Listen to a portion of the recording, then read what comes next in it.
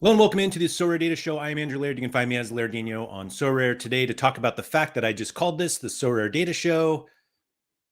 And that's our new thing. I'll get into a little bit more about that over the next hour or so. But yeah, that's what we're going to talk about. Thanks everyone for coming. Looks like Anthony was first in. Jamie, let's go ahead and catch one live. Jamie, thanks for coming in. And then Mike Baston on the podium. Friday, 5 o'clock BST. Is it BST? I thought it was GMT now. Is Laird clock time. Mike says, no trash talk, but hopefully some show and tell woodworking. I can assure you, I am no woodworking expert, despite what I said on the show. Yeah, it was really Andy who said it yesterday. Malky said, no more data, just honest carpentry. Happy Friday, Kev Hurd. Risu, what's up? Arthur, hello. Alex Wilson, please entertain me for an hour before I go to the pub for a well-earned pint. Excuse me. Sure. We'll see what we can do. John Andrews, hello. Scosmo. Oh, we get ads now. Oh, actually, I'll talk about that too. I didn't even think there would be an ad that played. But yeah, we'll see. Raul, hello. Surface. Daniel Cooper paused a podcast with Laird to watch a podcast with Laird. The good place said, is that a new logo? It is a new logo. Aurelian, one of our designers, designed that logo. And there's actually a bit of it that there's like a little, it's not like an Easter egg, but there's a little touch in there that I absolutely love that I'll even talk about in a little bit because it's fun to me. ZM Star, hello. Felipe. Ooh, what do we got here? Schweidischer. I don't know. Hello. Sorare CEO, prices slightly up. My gallery value is overseeing a 10% increase in the last few days. I can't believe that. I haven't looked at my gallery value in so long. I don't even hide it, but I don't even look at it. Charlie, is this a new show or a rebranded off topic? We will get into that. Bald Sherlock, hello. Lairdception, yeah. Ricomon, what's up? Arthur, so Laird, did you like I didn't do the design for SorareData, if anything. Anything successful about SorareData where you're like, oh, that looks really cool, or I really like this. Like, I had nothing to do with it. I'm just here to talk about things and take credit for things that go well. So the SorareData show is basically what you will watch every day if you watch SorareData content every day. And the reason that I did this, and it's something that we've been that I've been talking about or thinking about, for a while now. And I actually got a push on it from Haber. And I have to say that Haber's been like super helpful in helping me kind of figure out what I want to do. And the biggest issue that I was having with SorareData content is I felt like the shows were too specific for certain topics and certain guests and co-hosts. And I was basically trying to fit what we wanted to talk about into these shows, even when it didn't really work. And the easiest example of this is with Gator Guy. So Gator Guy and I do limited time only. And we don't only play limiteds. And it felt like there were things that we wanted to talk about on that show and discuss with each other that didn't have anything to do with limiteds, but it felt wrong to talk about it then. And then the conversation just kind of didn't progress, and we missed out on those opportunities. And there are times where I want to do a show where I talk to someone about something specific, and if it didn't fit into like a strategy show or limited cards or collections, then I just kind of put it onto off topic, which was weird because it was usually like a specific topic I wanted to talk about. So to put that on a show literally called Off Topic was weird. Alex said too many shows often go on tangents, to be honest, but it's often kind of natural. So that's sort of the point. Is it felt like the way that I had structured the shows prohibited beneficial tangents. And I think having something called the SorareData show makes it a little easier to understand that it will be about Sorare, and hopefully the topics and the description of the videos will be more helpful in terms of understanding what is happening. And admittedly, I think the strategy show over the last few months has been light on strategy. And there are a number of reasons why that's the case. But it also kind of led to conversations that Sean and I would start to have that weren't really strategy, but were still beneficial conversations to have. And it just felt like I was trying to pull them back in and be like, let's get back to like talking about whatever we were going to talk about that day. And that's not to say that all of our shows are just going to be like this random off topic of whatever we want to talk about. If it has nothing to do with Sorare, like that's not the case either. But it just felt like this was the right time to focus the concept with a more less focused view. And so we'll see. Like generally I'm still gonna have the same people that I do shows with on. Like Sean will still be on shows, and Gator Guy will still be on shows. And so Sorare Andrews, it will stay. Don't worry, that's not going anywhere. And so it just felt like that's what we needed to do. And so that's what I'm going to do. And today's the first show. And even though I said show number 350 on the thumbnail or the title, we have done 349 shows before this on this channel. I didn't count the NBA ones. So I'm going to start from there. Starting from one seemed weird since the channel's existed for quite a while. And so, yeah, generally that's the case. And so if there are specific topics that you guys want to hear about, and there's a specific person that we want to hear from, then I think just having a SorareData show makes it a little easier to get those people on. And so that's really the point. And I don't have a whole lot to say about that or other than that. And so as always, I'll just rely on the chat to, entertain us for the next 52 hours or so. ZM Star says a great con man always reinvents himself. Is that how you look at me? So that's the great thing, is that now we can just have a pineapple show and I don't have to fit it into like limited time pineapples or whatever. Christopher Olsen as a special guest would be amazing. I don't know if Lairdicon means that I'm the con man or that's some sort of convention that everybody goes to. Sounds dreadful to me. Oh, the ads thing. So I'm glad Scosmo brought that up. And so I said previously on this, it might have actually been on, I was going to say on this show, on this channel, about how we don't have ads on our videos because generally the point of the channel is to get people familiar with SorareData. And I didn't have ads on the channel because it just wasn't beneficial for anyone. Like we weren't getting enough views to make enough money that people had to deal with ads. But I was speaking with a few people separately, and the general idea of putting monetization on the site is to see if YouTube will push the video to more people. And because even though I wasn't putting ads on the videos, I still am trying to get them to be seen by as many people as possible. And if YouTube has basically two options, do we spread a video that we can make money from, or do we spread a video we can't make money from, and YouTube makes money from putting ads on them?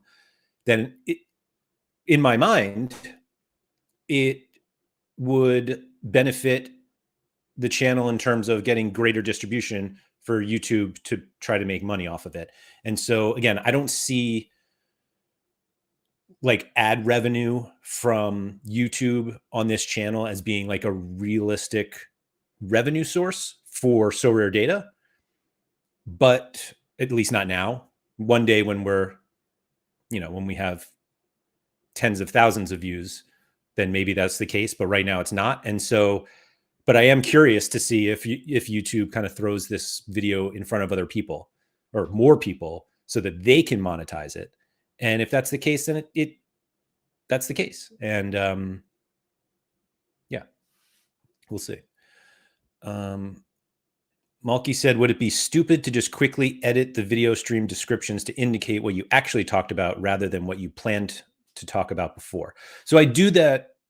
I do that from time to time, mostly if the topic ends up being very different than what we thought we were talking about. Like literally yesterday, Andy and I had a whole topic about what Sorare would look like if we started yesterday.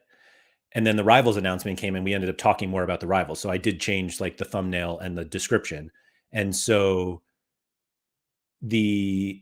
yes, I think I do that. I almost never edit the videos themselves, mostly because it's such a pain in the ass. And I could theoretically delete the live stream and upload an edited version of the show, but then the live chat gets taken out. And I think for a lot of the shows, the live chat is part of the show.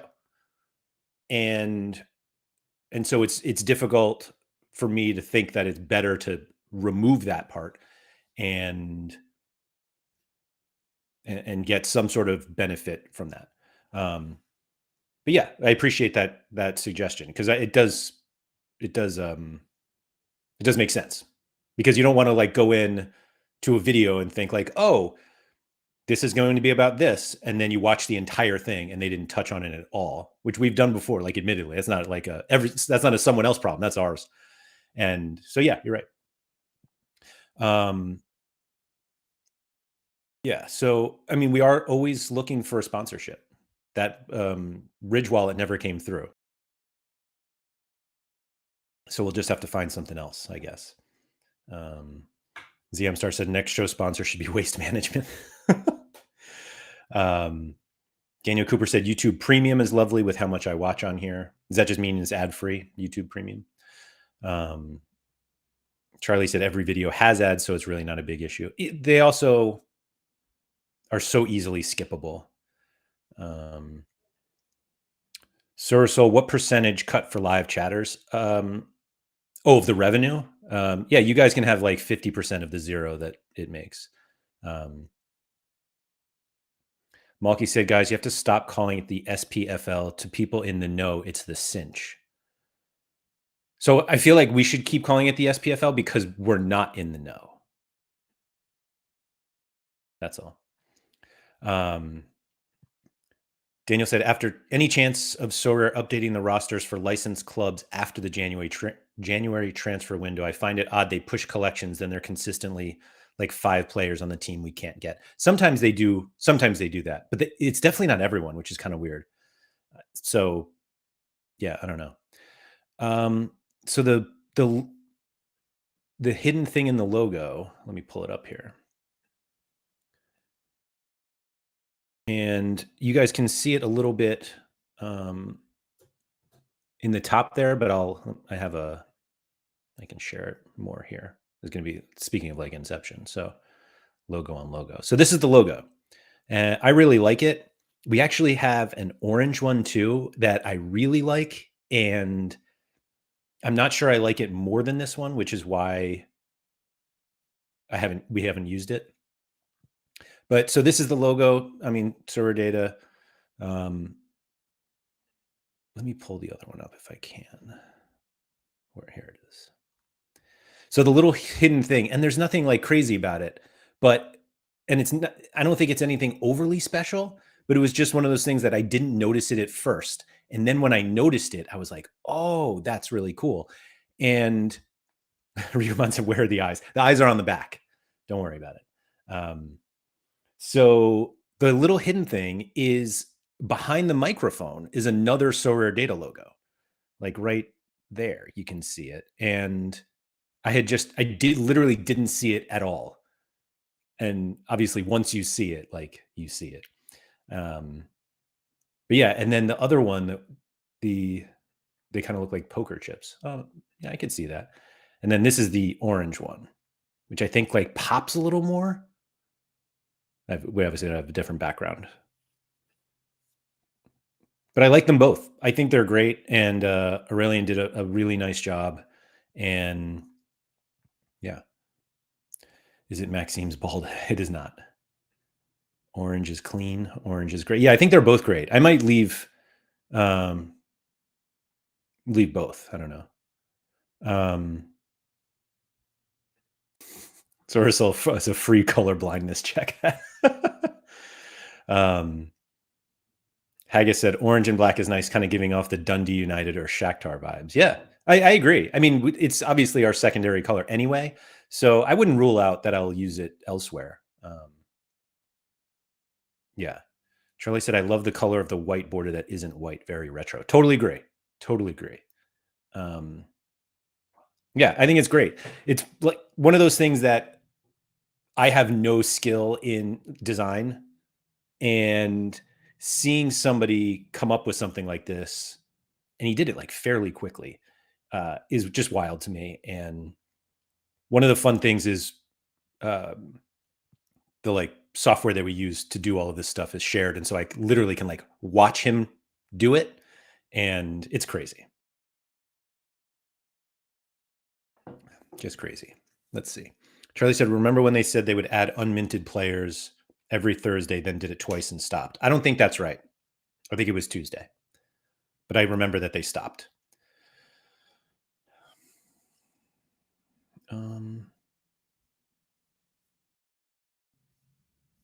Bald Sherlock, are you excited for the return of the Mexican League and the Americas divisions coming back online slowly but surely? I am. I actually was talking to somebody. So I was really excited. And then I found out literally my best Liga MX card player, Julian Quinones, is probably not playing this weekend. And so it like totally blew up my plans. And then Tigres play midweek. It's all mixed up. But yeah, it's nice. Argentina's back in 12 days, I believe. Or no, 2 weeks. 2 weeks from today. I thought it was the 24th, actually, which wouldn't be 2 weeks. But anyway, yeah, I'm excited. And frankly, and I was talking to Gator Guy about this because he got all fired up about MLS coming back, and MLS is still like over a month away. But like my best cards are from MLS, but I only have like 2 of them, 3. And then everything else in the America region, I consider my better cards to be in Mexico and Argentina. So I'm excited about the America division coming back. MLS, I don't really care. Not that I don't care, but it's not as much of a. I don't get as many cards back. That's what it is. Let's see. Sorry, I'm catching up here. Good Place said the SorareData show logo having a dark mode is nice. Hopefully the full site is next. Like we spend a lot of time, and by we, I mean not me, but other people that I work with spend a lot of time on dark mode, meaning working on getting the site to be dark mode. And I think one of the significant misunderstandings about dark mode is that a lot of people just think it's a black background, and it's not. There's like a lot more that goes into it. And so it's not as easy as just changing the background. And so every new thing that we put out has a dark mode, and we'll progressively go back and fix and adjust it for the older pages. But it's not that easy. It's really not. And thankfully I don't have to do it. It's not part of the API, so I don't have to do that. ZM Star said orange for the Sean and Black shows. Maybe.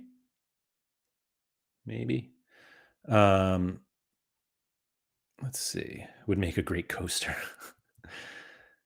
Still waiting. Yeah, Alex Wilson said we're still waiting for the Casper Schmeichel mint. Like, knowing Sorare, they'll mint like 3 of them, and then he'll leave. Although, did he resign? I can't even remember.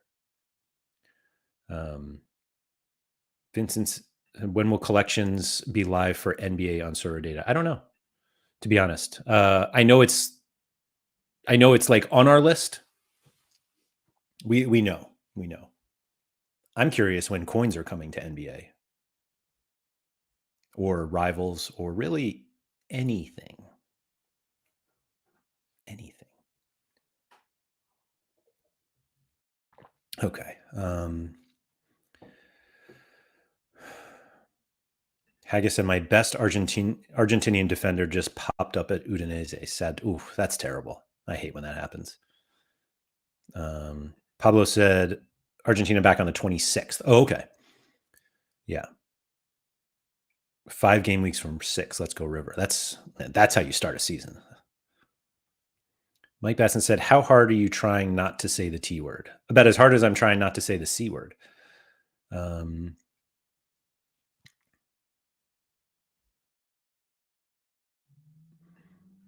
David said, they don't know how much money they're losing not minting João Neves.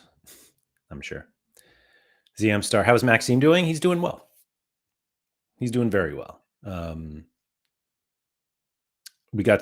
I was encouraged by the response to our last show, and from a headspace perspective, I'll say he seems happy, which is great. Isco new show. Isco, not a new show, just a kind of rebranded show. Although, yeah, this one's still going to be this. Moldy, did you buy all of the training squads? I picked up Sasaki and Wagner this week and don't have enough training squads to put everyone in. I think I bought I think I bought 2. I have 5 academy teams, so I don't know how many that is. And I have way more coins than I need. So I probably should buy them, but I haven't. Yeah, I haven't yet. So any more moonlighting slots lined up? Really enjoyed the Make It a Double episode today. You also seem to be swearing more, probably no correlation. Am I swearing more? Sorry. I'll stop that. The Make It a Double episode was so much fun. And as somebody who listens to the show, the number or the guests that they have lined up for the next 2 months is awesome. Like it's a great show. And I tried to tell them that during the show, and I don't know how much not that they obviously they understood it, but it's been great.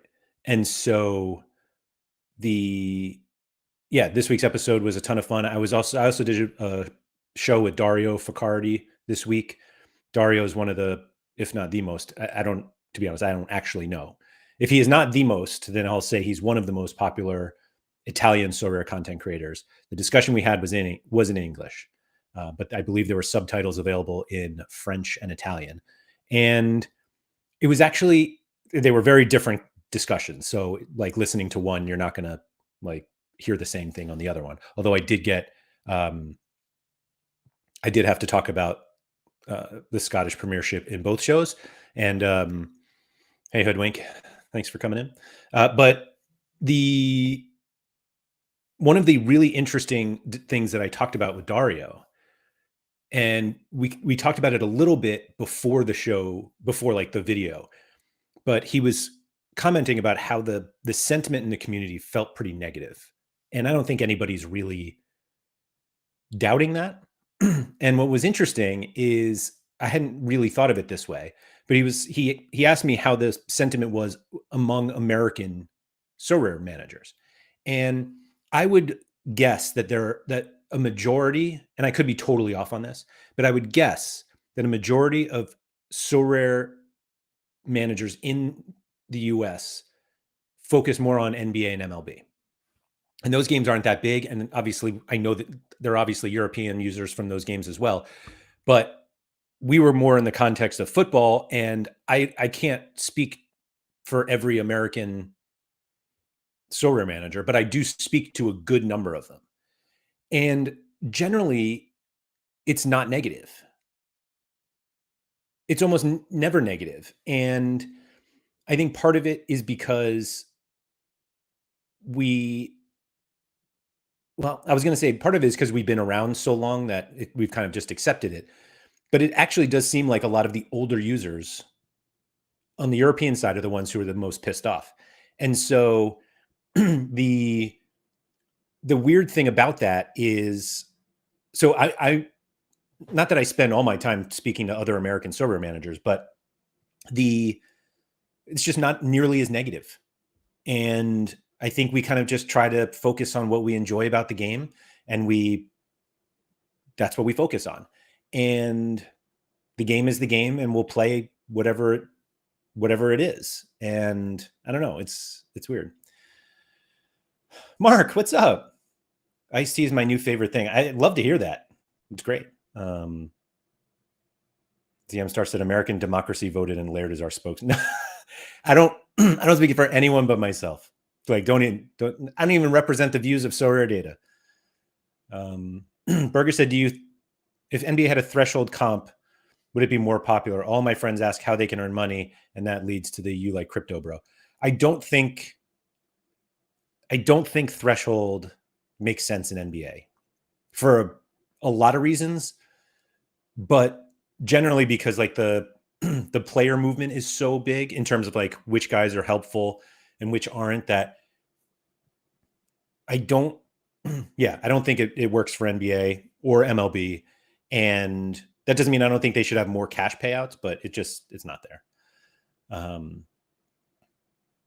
Mike said, I think a lot has to do with where people come from background wise. Did you find out where the Italian community came from primarily? I did not. We didn't really go into a lot of it. We did talk about how there were a good number of older users in the French community that are basically fed up and they're like, I'm out of here. And if you were here early and benefited greatly from an explosion of users, and the number of users we have now versus the number of users we had 3 years ago is an explosion. Even though it hasn't grown that much in the last year or two, it's significantly up from 3 years ago. And so if you're just used to like printing rewards and all your cards going up, and now they don't do that, like you're naturally going to be a little upset, which I always thought was so strange, because fundamentally the conversation has always been, when there are more users, it will be harder to win. And now it's harder to win. And the reason why everybody is not happy, even though what we thought was going to happen, is because it became harder to win and our card values didn't go up. Like we were okay with the game getting harder if we could just sell our cards for more, and we can't do that. And so now they're like, oh, Sorare lied to us, so I'm out. And it doesn't, I don't talk to enough people like specifically that, or who feel that way. But I see it. Like, I'm on Twitter all day. Like, I have TweetDeck and I have columns of people complaining about Sorare, and I get it. But I also think that a lot of the complaints are completely unfounded. But some of them are reasonable, and I understand why those people are upset. And I actually said it on Dario's show. Like, if Sorare really makes you that upset, I don't think you should play. And I'm not a psychiatrist. I have no bearing of telling people what they should do. But I do give like my own family the advice of, if something is bothering you and you can step back from it and not do whatever that is, or not expose yourself to whatever you're being exposed to that is upsetting you, like, you have the ability to stop that. And so if Sorare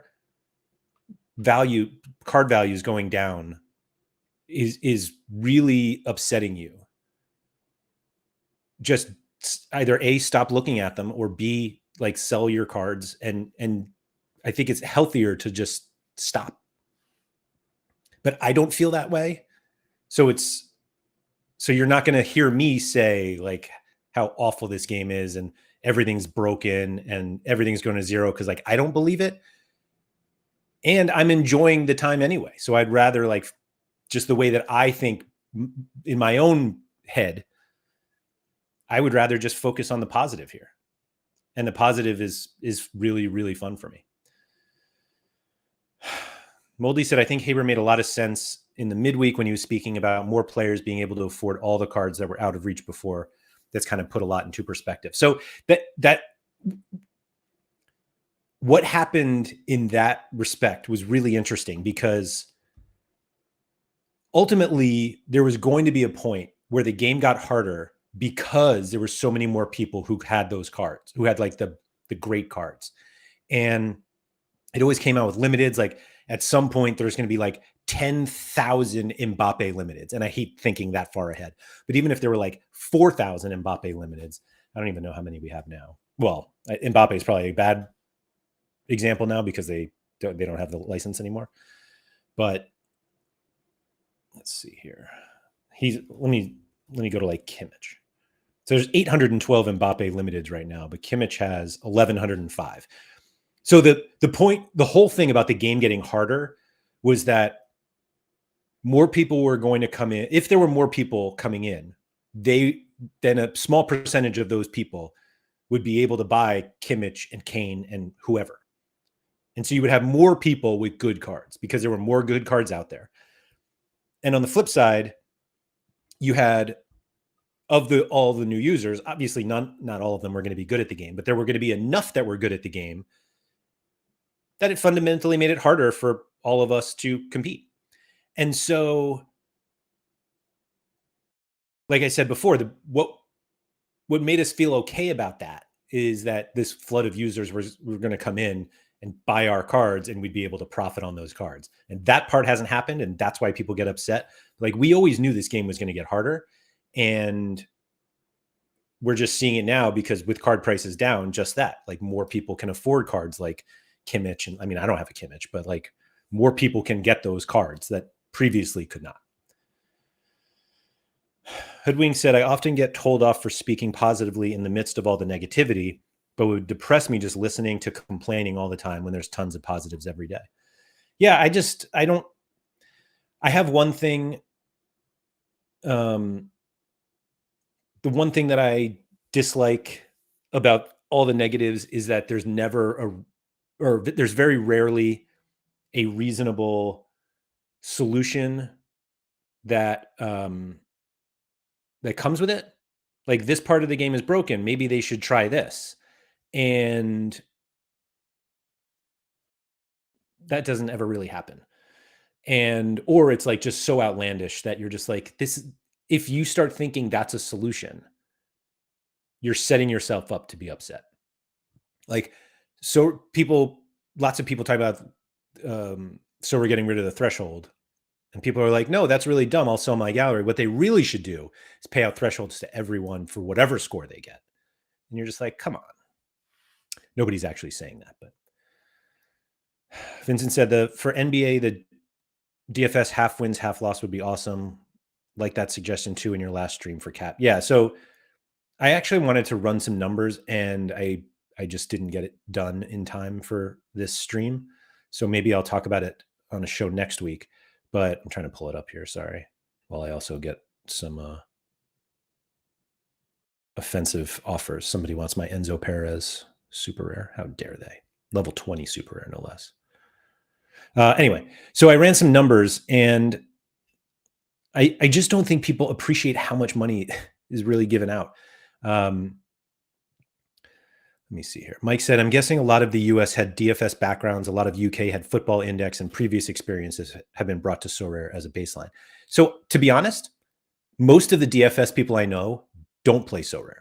And some tried it and they were just like, nah, this isn't for me. Obviously, Sean is an example of one, and Gator Guy and I did, but I don't know what it was about Sorare that made them think that it was good. Whereas there were other people who played DFS and looked at Sorare, and some even tried it, and they were like, it's just not for me. And a good number of people that, like, most of the American audience I talked to does not play DFS and never did. Like, Andy Black didn't play DFS, and I don't want to keep like name dropping people, but there is a connection somewhere. But there are many more people I know that play DFS, like, looked at Sorare and they're just like, yeah, it's just not for me. which it's not a game for everybody.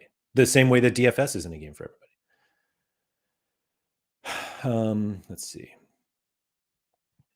Vincent said, people are not mad because it's harder to win. What you win is just not enough anymore in terms of card value, especially limited. That's not even taking the bad reward tiers into account. I think that does take into the bad reward tiers, but that is a problem. That is a problem. But I think it is, I don't know if it's harder to win. I think people think that. And it's always that 1 week where it's like, you need 410 to get a tier 5 in Champion Europe. And it's like, yeah, that happens. Some weeks it's like 200 and you win a reward. Kev Hurt thinks it's a great time to buy. I thought about it. I mean, I think about it every day, but I agree. Soul, some people can't spot the difference between criticism and complaining, though. Yeah. Yeah, I agree. Daniel said it feels like too many people have too much money in the game. Their reactions make it seem like life and death when their gallery value decreases. Excuse me, almost like their retirement is on the line. I forget who said it. I also don't even remember if it was on one of these shows or if somebody else said it.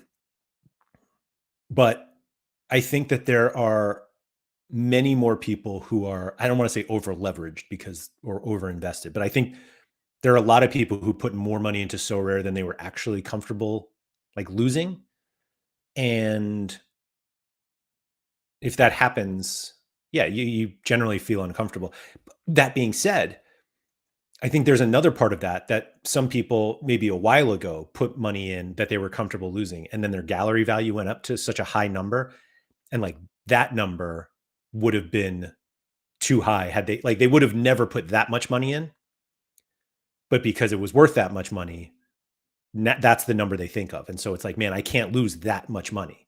And it's like, well, you didn't really lose that much money. You lost whatever you put in. But I remember at one point, like my gallery was worth way more. I mean, obviously it was worth way more than it is now. I'm going to do the horrible thing and look it up. So like at one point, oh my God, I'll share this with you guys. Although you guys can look this up. So if you just go to SorareData and go to manager stats, anyone with a star membership has access to this. You can see like what your gallery was worth. But like, I mean, this is absurd. Like that's an absurd amount of money. It was like fake money at the time. And so I didn't put that much money in, but had I put that much money, I mean, I could have never put that much money in anyway, but like, it's one of those that I was comfortable spending the money I spent. See how I said spending and not losing? I was comfortable spending the money I spent to get into the game. But like that high number is way more than I ever expected it to be. And obviously, had I just sold it all then, like, good job. It's obviously worth a fraction of what that was now. But I think people keep thinking of that, like the peak number that they ever had their gallery value. And they're like, that's how much I stand to lose. And it's like, that's not really the healthiest way to look at it. Surface said, what do you think about Sorare not having the PSG license now? I think it sucks. But I also don't know what goes into those things. And it does seem weird that like a Paris-based company can't get one of the local Parisian teams. Do they have Paris FC? I don't know if they do. Scosmo said, I like to price things in KR, Kimmich rares. Makes me feel great when I sell cards. Today I sold a Campos super rare for 0.156 or 0.45 Kimmich rares. And I bought them for 0.09 Kimmich rares, 5x profit. You're like creating your own currency. I love it. Absolutely love it. ZM Star says, I buy cards just to be able to hang out in Discord and watch shows. I have a wife and kids, so that means nothing. So this means nothing to me other than a game. Boy, was I going to read that poorly. You can watch the shows and hang out in Discord without buying cards. It's like, it's okay. I don't think you're in a Discord and someone's like, you know what, ZM Star? We noticed you haven't bought any cards recently. We might have to kick you out. Just not there. Good place. Do you play FFPC? I've never heard of FFPC. Andy Black, what's up?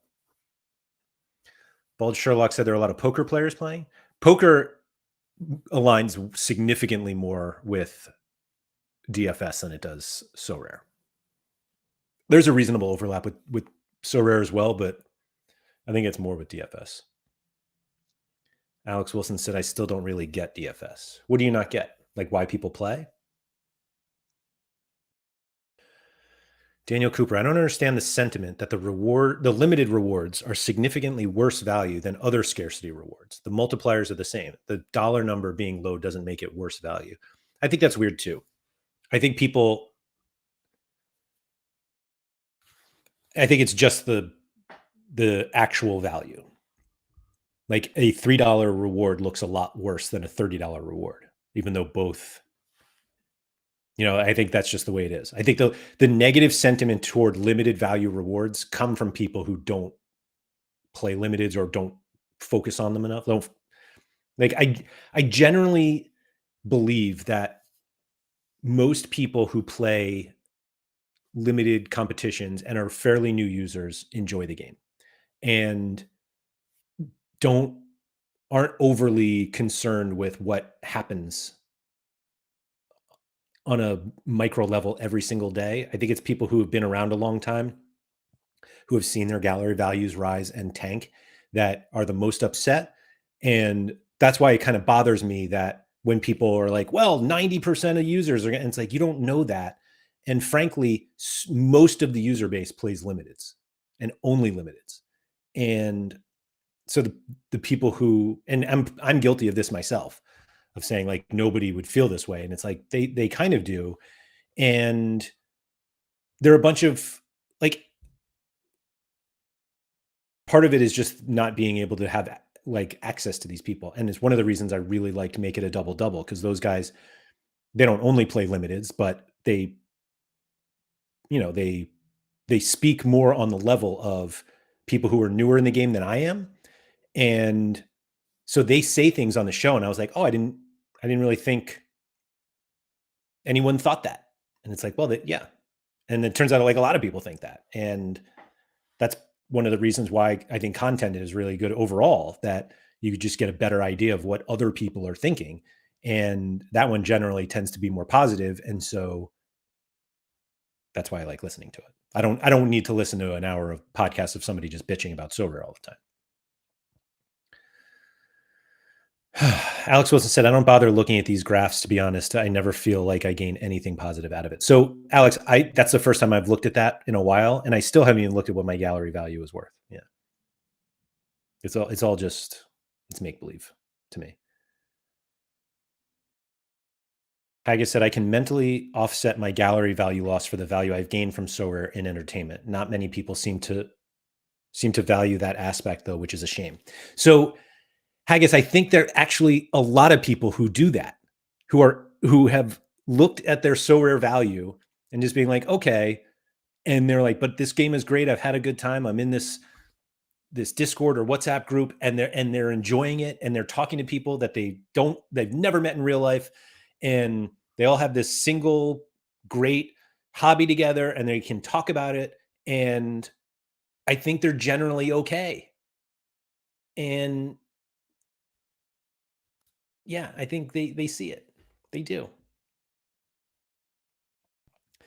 Kev Hurd said, even card prices, though, you haven't lost until you sell up. Until then, prices could go up again and or yield enough back through the game. So I brought this up to, I don't want to say who it is, but I find the phrase selling up really weird, because I feel like the word up implies you're selling for profits. And it seems like everyone who uses the phrase I'm selling up is so angry at the game because they have so many losses. And they're like, I'm just getting out of here before it's zero. So that's like fundamentally selling down. What is up about it? That you're like up and leaving?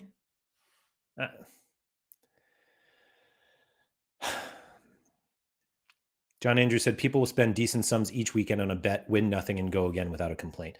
So yeah, I think it's just a different mentality, because you're generally not ever getting value. Like there's only two possible outcomes with a bet. You either win it or you lose it. And on Sorare, it's like, well, if you don't win this week, like maybe you'll win the following week. But all we think about is that 1 week. I don't know. All right. Sorry, the selling off should be the one used. Yeah. Yes. ZM Star said selling up means moving to the next scarcity, I guess. Quinny, what's up? Sorry, I missed my screen there.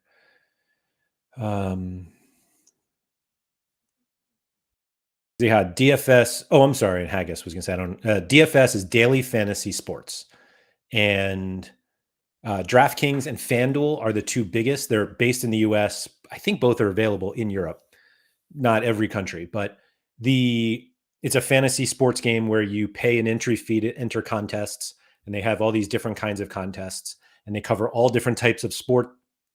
They obviously have football, and they have American football, NBA, MLB, hockey, League of Legends. I'm probably missing Formula One, NASCAR. Like they have a whole bunch of stuff, and you basically are just creating fantasy lineups and competing against other people, and you win money from those entry fees.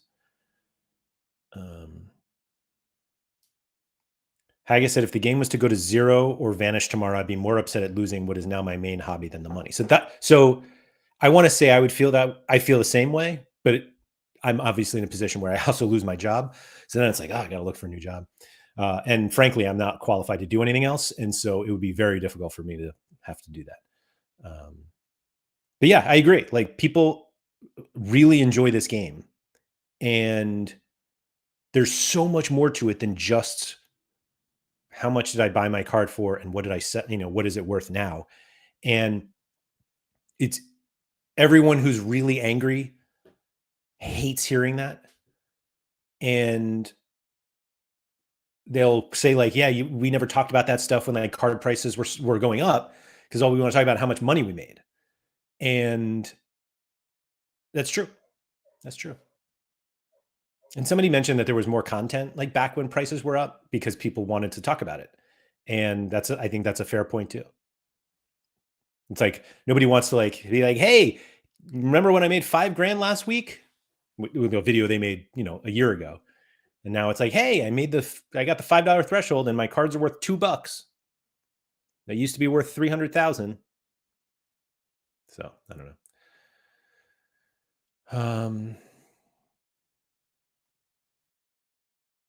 Andy said, imagine it's coming. And I have no idea what he's referring to. Going to zero, Andy?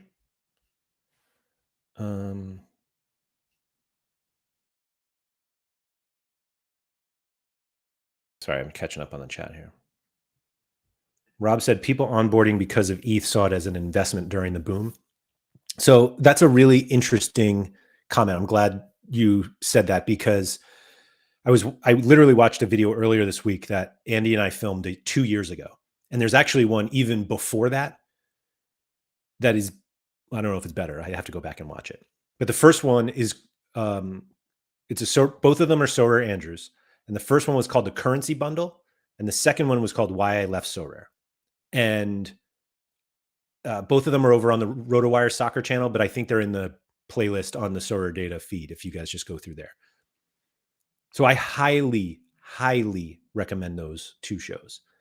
And it's crazy how some of the things that Evaldo, who was our guest on both of them, some of the things he said 2 years ago have come to fruition. Maxime was on the first one, I believe.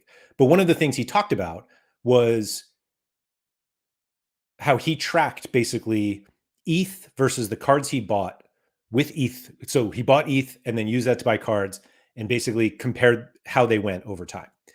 And Evaldo worked in an industry that dealt with illiquid assets all the time. And so he was like, the idea of like Sorare cards was interesting to him because it was like a whole economy that isn't in itself and has all these different things that happen to it that may not apply to others. And it was just very interesting to him. And so one of the things he mentioned over and over again, well, one of the things was that he thinks ETH is dumb and like he hates crypto. And he's like, you can't buy anything with ETH. And so the only way that he looked at whether he was doing well in the game was how much money he took out of his bank account and how much money he put back in, because he bought up tons of cards and then he sold them all and the money went back. And he was like, so that's how I viewed it. Whatever the ETH movement was over that time, like he was like, I don't care because I don't want ETH. I want dollars. But the one line that like came out to me that I didn't appreciate as much back then was buying Sorare cards. And lots of people did this. Some people still do. But the line he said was buying Sorare cards as like a hedge against ETH or getting exposure to ETH is completely wrong, because there's so many factors that go into whether how ETH on its own moves and the value of Sorare cards and how they move. And that if you were taking ETH and buying Sorare cards, you're basically just buying a completely different asset that really has nothing to do with the other one. And that's not to say that like ETH movements don't cause some sort of change in the value of Sorare cards, but fundamentally, they're completely separate. And so doing anything on Sorare as a vehicle for having either maximizing or minimizing exposure to ETH is completely wrong. And that really the only way that they're connected is that you can use your cards to accumulate ETH if you want, but it has nothing to do with the value of ETH at all, and vice versa. Like, and so the people who came to Sorare because of ETH, the cryptocurrency, really were not getting at all what they thought they were getting, which was either a hedge or additional exposure to ETH. Definitely go watch those. The currency bundle and why I left Sorare. Okay. Quinny said the title made me think someone else would be here. What was the title?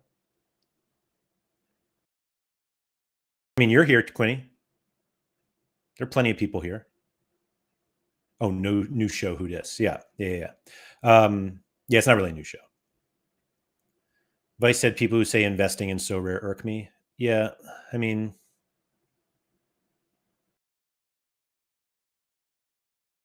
Haggis said if you're in the UK, then DFS is a discount sofa selling company who have never-ending sales. Fair enough. Alex, I do not believe they have snooker or darts.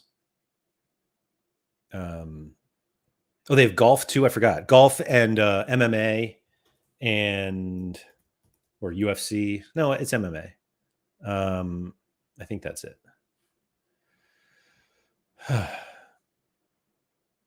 Malky said selling up is okay. It just means selling something to go off and do something else. It doesn't indicate profit or loss. Right. So you're selling up and leaving.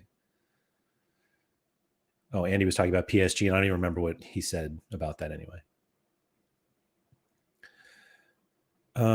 John Andrews said, if it all goes to zero, I assume you'll still do weekly shows discussing such things as pineapple cutting and money clips.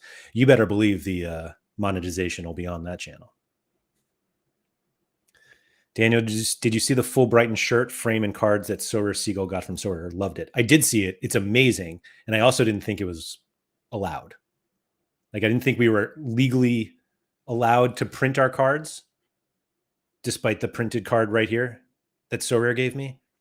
Like what was the company? Print NFT? Print NFT? Is that what it was?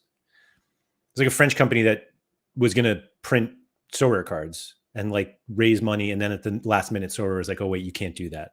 You don't actually own these images, despite owning the NFT of the image. So, but I saw it and I thought it was awesome. Like, I think that's really, really cool. And yeah. Your name said bring back Ibaso. So Ivaldo has like nothing to do with Sorare now. He sold all of his cards and he currently is the owner of as he described it back then, a 4th division team in the US, which isn't really 4th division because there's no pro rel anyway. But that's what he does now. Steel City FC is his club. and I think he's dedicating his time to that. And yeah, like we could have him on, but he would have nothing to say about Sorare. Mike said Evaldo shows were some of the most interesting. Yeah, they're like, please go watch those because they're great. Risu said I watched the first appearance from John in these old videos. It was really interesting too. Evaldo was on John's show? I don't remember that.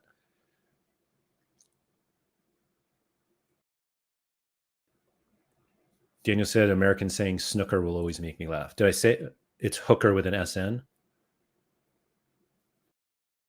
How else would you say it? Snooker? Surface said he would have one thing to say for sure. Told you so. So one of the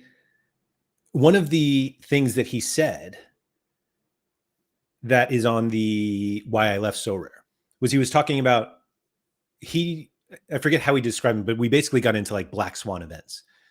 And he said there's going to be a moment where things get very uncomfortable for Sorare, meaning the company and its users, because something will happen that will cause people to be uncomfortable and prices would go down, and it's completely unforeseen. And how people respond to that, it says a lot. And he specifically said, like, it's unforeseen. So if it was seen, then Sorare could do something about it and respond. And it felt like a global economic recession turned out to be that. And the ramifications of that were basically, yeah, where we are now. Daniel said it's snooker. All right. I mean, if you just tell me, I'll pronounce it correctly. Rikomon said, I would love if SorareData showed the multiplier on the player page and maybe even be able to sort them by multiplier. So that's one of those things that, Rikomon said that. So it's really difficult to do stuff like that because of how many different variables go into certain things. Like if one player's rare cards are trading at 5x the limited, but another one is trading at 8x, that usually doesn't have anything to like. There are explanations for it basically. So it's not like we're looking, this player is overvalued because his rares are 10x. And it's like, well, maybe because there are a lot more rares than there are limiteds, or vice versa, or whatever it is that. And then it's like, oh, well, this one actually has had some extra special edition cards. That's why the averages are higher. And well, let's look at the ones that don't have special editions. Like there's so many variables that go into it that I feel like that's one of those things that we want to be clear, but it's not. And it's probably never going to be. And it's just difficult to like design and build things for something that's not really that static. Yeah, I don't know. We'll see. I don't think there's anything in the chat here we go. Oh no. Yeah. Oh, sorry. Yeah, I think, it's just a matter of, I think a lot of it is just supply. Like people want to talk about what a good multiple, rare to super rare multiple is. And I see that a lot with people who are coming in to buy super rares. Is it 5x? Is it, is it 10x? What is it? Goalies are different, blah, blah, blah. And it totally depends on like the player. Like Hans Van Aken has 48 super rares. And that's a lot different than somebody like Christopher Olsen, who has, I don't know how many he has. 23. Literally half. Surface, are you rivaling today? I don't have anything set, but maybe. I don't know. I don't have the desire that PSU Fans 2 now does to be the greatest rivaler in the world. What I do find very interesting, though, is the optimism that rivals will be a path to significant rewards. I'm actually like really surprised at that. And maybe I'm the one who's completely off on this, and Daniel said, I don't get why PSU now wants to buy limiteds just for rivals. So I don't think he necessarily wants to buy. I mean, he is buying limiteds for rivals. I think he's trying to get out in front and try to be one of the highest ELO managers in Sorare. And so if you start now and start building up your ELO, at some point he'll be at the top. And I think he believes, and actually Surface, I'm glad you're here because I pointed this way because that's where the chat is, not that like Surface is standing right here. But so Surface was either the first or the second highest Sorare manager on Rivals during the beta. And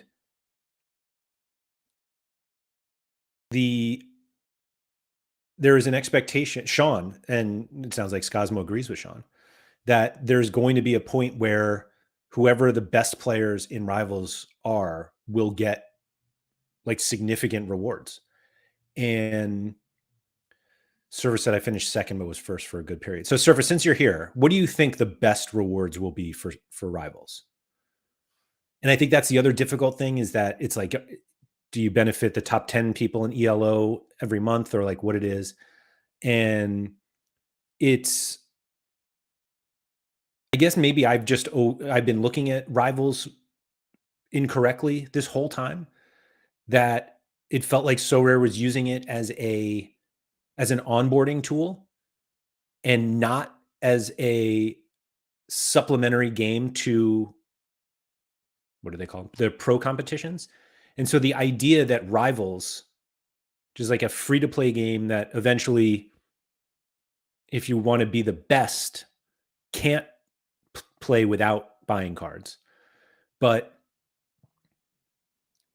if this is a free to play onboarding game, and even like taking out the free to play part, if it's an onboarding game, why would they give great rewards for it? And how low of a chance is too low to think that you can win? Like if you're the top ELO person and they're like, yeah, you now have like a 5% chance at a signed jersey. Like, is that enough? And I think there are people who think that there will be like star rares in the prize pool at some point. Like you will have a chance if you are top 10 in the world, and then you get that from beating everyone in the arena, and you beat everybody in the arena because you have the best cards, and the, rares, super rares, and uniques are the best cards, that you will get those rewards. I just don't see it. And I don't see that as part of the plan if Rivals is meant to be an onboarding tool. And that's my struggle with yeah. So Daniel said, can it be both an onboarding game and something for veterans to play heavily too? Like, absolutely. But that's just not the way that I ever saw it. I really didn't think it would end up being, and hey, I'm happy to be proven completely wrong. But with how many issues there are with rewards now, to like create a supplementary game that also needs rewards like that are great enough that people like Sean should want to play. I struggle to see it. And I've heard people talk about ETH payouts there, which I think is crazy. I don't know. Server said, I don't expect there to be any notable rewards for people at the top. My expectation are occasional mystery boxes with the occasional limiteds and frequent arena tickets. I'm playing for fun. But if it helps the economy of pro thrive because people want to buy cards for it, then great. Yeah, I mean, maybe I'm wrong. Daniel said they're withholding the entire PSG license for the Rivals rewards. Sean's getting that unique Mbappe. That's fair. That's fair. I don't know. I don't think that. Scosmo said, if Rivals is the catalyst to bringing in new revenue, why not incentivize the top of the leaderboard with X ETH a month? Because you can pay that out in the real game. Like, you don't need Rivals to do that. And ultimately, yeah, I don't know. Carol said maybe just thinking. Tier 3, very rare. Tier 4 and 5s, and they removed those from prize pool in pros. So Scosmo said, but this can be the real game. So I think that's the argument. That maybe at some point we're all just playing rivals. But I don't think that I'm struggling to see single game fantasy sport as the predominant option when it comes to having to buy cards from anywhere. And ultimately, like, isn't that the problem that we get to, that at some point only 5 people are playing the arena for an AC Milan in the top ELO? Because, and like, how does the community feel when they were like, hey, we're going to give out 5 ETH and a bunch of star rares to like the top ELO? And you're like, oh, how many people is that? And they're like 12.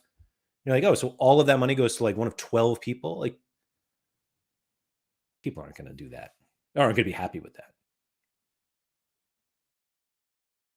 Scosmo said, why do we have to look at rewards as set at what they currently have in place or less? The negative price sentiment mark makes everyone think that everything will always be low and desperate. Now, it has nothing to do with that. I just think that I don't think rivals in an everyday sense is a better game than SO5. Like individually, I think it is, like the actual one game. But if you have to play thousands of games, I don't think that's now moving away again from being like the game for the masses and everybody can play. That's right, so rare. That's so rare. That's right, Cosmo. Things could be good. I agree. Speaking of the money thing, I so in my attempt to figure out how to read, so I'm working on something now. Cosmo, maybe I'll ask you for help later about this idea of redistributing thresholds. Daniel said they should give out all rewards to the SorareData live stream chat. I'm in.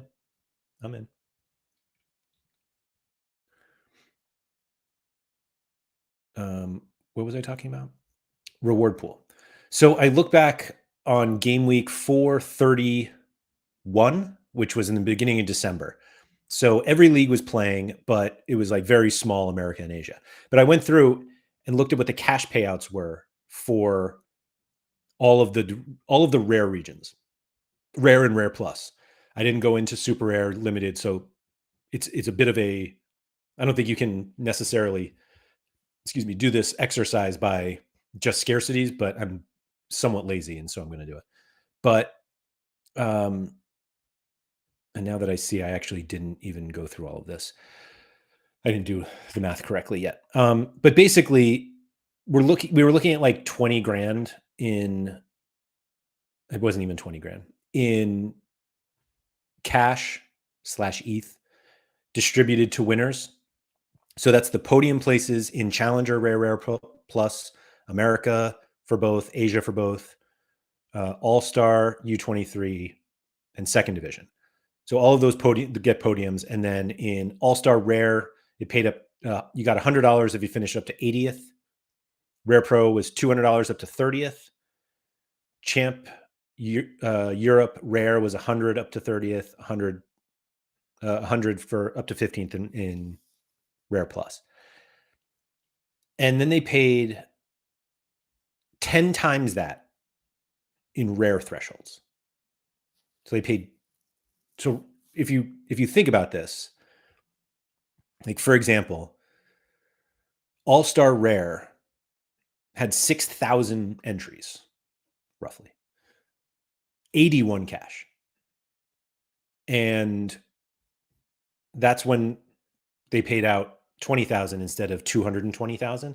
And so what I'm going to try to do is figure out, if you took that money out, how far could you distribute $200,000 across the regular regions and cap modes instead of threshold, and see how much we can make. So I'll get on that. Maybe I'll talk about it next week because I haven't done any of the math yet. So there's that. I'm going to go. This was awesome. As always, thank you to the chat for coming in. That wasn't a this show is awesome. Always awesome. But yeah, so that was the first official SorareData show. As a reminder for anyone who is just coming in, hey Tuggy, every show is now the SorareData show, and Monday is going to be a new one. We're still going to do the game week previews. Those are going to be a little different. And next midweek is a very small one, so I'll probably just do that show by myself. It's literally just AFCON, and then one Liga MX match, one Serie A match, and another one from. I feel bad because I forgot. I don't actually feel bad, but Portugal Sporting play. So yeah, that'll be short. And then Monday's SorareData show, it's going to be me and Haber talking about basically not trying to, or why we feel not embarrassed, but we talked about it a little bit on collection time only this week, that kind of why we feel bad or embarrassed about what we do with our own money, and embarrassed by how we look in front of people we don't know and don't even know exist. So anyway, that's going to be the topic on Monday. And then I think we'll just go through, Keith will be on next week, Nap, Sean, obviously, and then Sorare Andrews on Thursday. And then I'll be back here Friday, maybe by myself, maybe not. Maybe we'll have a guest. We'll see. But thank you to everybody for joining. If you could please like, subscribe, all that good stuff. Shout out to Quinny, and enjoy your weekend.